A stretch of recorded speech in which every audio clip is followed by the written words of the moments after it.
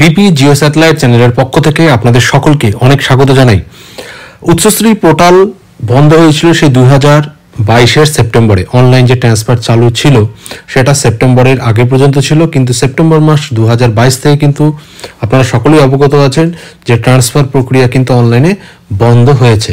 সেটা 6 মাস করতে করতে পরবর্তীতে কিন্তু ডিসেম্বর অর্থাৎ শেষ অবধি আমরা আগামী যে 31 ডিসেম্বর 2023 যে আসতে চলছে সেই কিন্তু সময়কাল পর্যন্ত আমাদের ট্রান্সফার অনলাইনে কিন্তু বন্ধ রাখা হবে, এরকমটা কিন্তু নোটিফিকেশন আকারে আমাদের শিক্ষা দপ্তর থেকে জানানো হয়েছিল।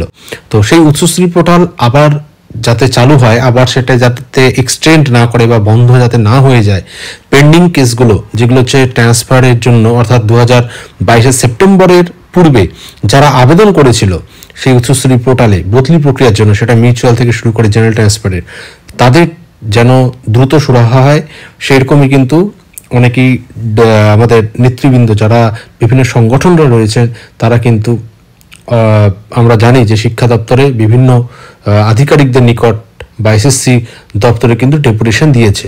তো যাই হোক, সেটা নিয়ে একটা খবর পাবলিশড হয়েছে, সেই খবরটাই আপনাদের সাথে একটু শেয়ার করে নিচ্ছি, আপনারা একটু দেখুন। উচ্চশ্রী পোর্টাল ফের চালু করতে শিক্ষা দপ্তরে আবেদন শিক্ষক সংগঠনের।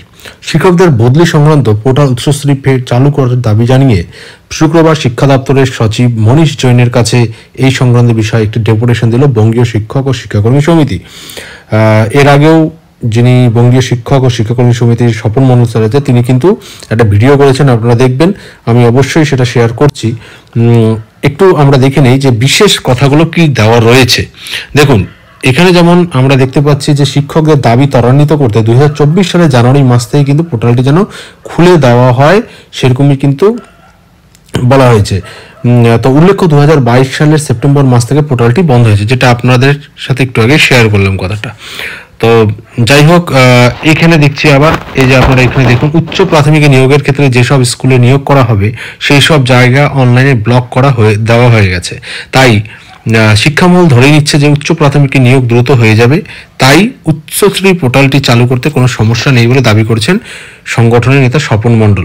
এছাড়া শিক্ষকদের আকাঙ্ক্ষার মধ্যে বিশেষ করে মিউচুয়াল ট্রান্সফারের ক্ষেত্রে সমস্যা হবে না বলে দাবি করা হয়েছে।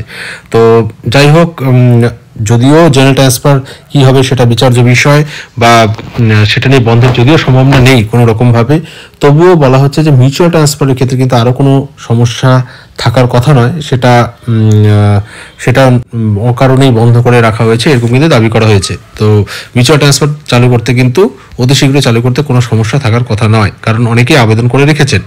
তো যাই হোক, সিদ্ধার্থ মজুমদার এসএসসি চেয়ারম্যান, যেটা আপনারা লাস্টে দেখতে পাচ্ছেন, এসএসসি চেয়ারম্যান সিদ্ধার্থ মজুমদারের কাছে ওই একই আবেদন করেছে ওই সংগঠনটি, তবে পোর্টালটি খোলা নিয়ে শিক্ষা দপ্তরের কোনো জবাব পাওয়া যায়নি।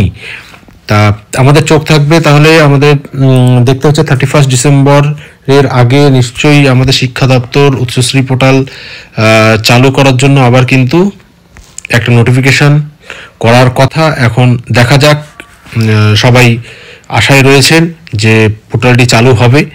তো আলটিমেটলি কি হচ্ছে সেটা কিন্তু আমরা 2-1 দিনের মধ্যেই আশা করছি খবর পেয়ে যাব। তো ভালো থাকবেন সকলে, আর চ্যানেলটিকে সম্ভব হলে সাবস্ক্রাইব করবেন। ধন্যবাদ সকলকে।